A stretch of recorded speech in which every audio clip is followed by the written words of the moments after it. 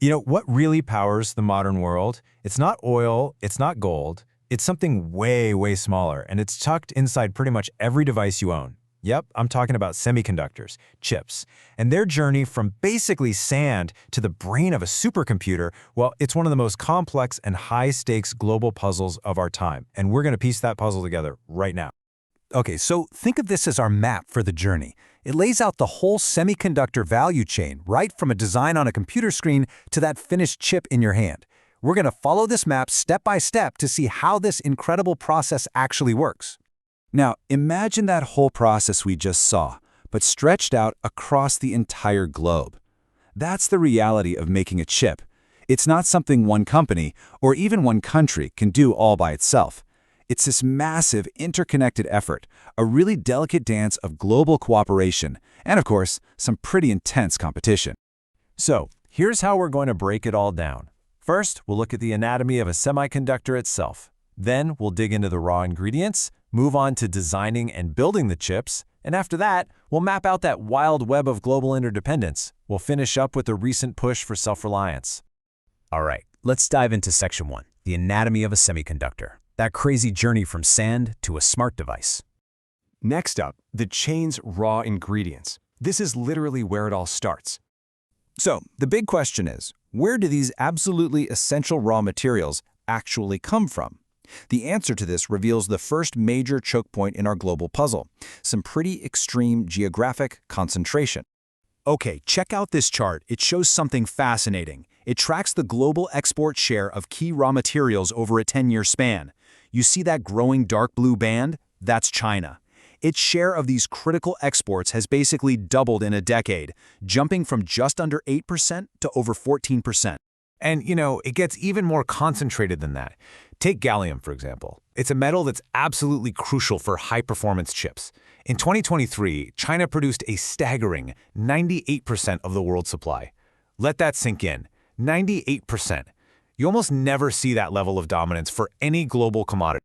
Okay, so moving from those rare metals, let's talk about the most famous ingredient of all, silicon.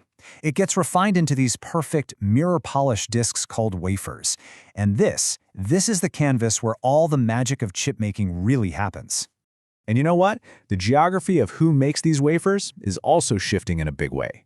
The top 5 exporters are China, Japan, Taiwan, the US, and Korea. But just look at the trend. By 2022, China had actually become the world's single largest exporter, controlling nearly a third of the entire global market. All right, on to Section 3, designing and building chips. This is where the blueprint becomes a reality. You know, this stage involves countless little components. So let's just take one example. Photosensitive devices. They're basically the tiny sensors that act as the eyes in your phone's camera. And here again, we see China's market share has surged, blowing past 50%.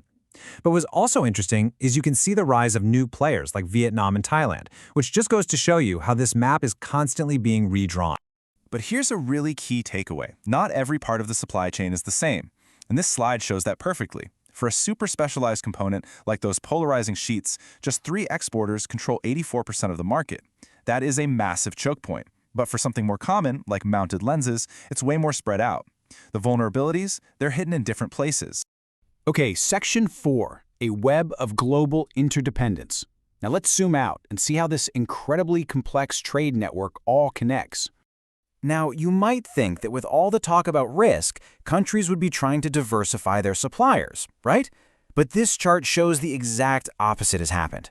Across almost every part of the chain, our dependence on just a few key suppliers has actually increased. The world has become more reliant on fewer players, not less. And the numbers here are just mind-boggling. An OECD report found that overall trade dependencies shot up by 53% in less than a decade. And of all those critical dependencies, China's share grew to nearly 60%. So the takeaway is pretty clear. This global web isn't just complex, it's actually consolidating. And this diagram, well, it shows the final result of that entire global chain.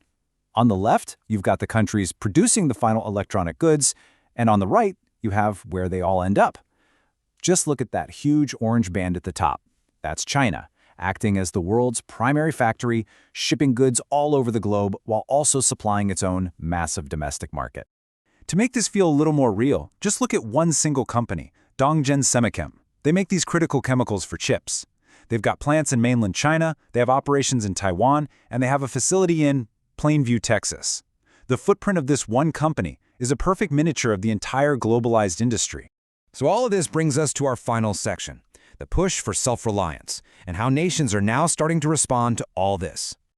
So you've got this core tension, right? The reality of this deep, deep global dependence versus a growing desire for national security and supply chain resilience. And this has kicked off a global race, with nations pouring billions and billions of dollars into building up their own domestic capabilities. And the scale of this investment is it's staggering. I mean, we're talking about the US putting up over $52 billion with its CHIPS Act. The EU has a €43 billion plan, and China has marshaled funds that are worth the equivalent of nearly $100 billion US. Everyone is racing to bring this critical manufacturing back home. This quote from an industry report, it just sums up the new reality perfectly.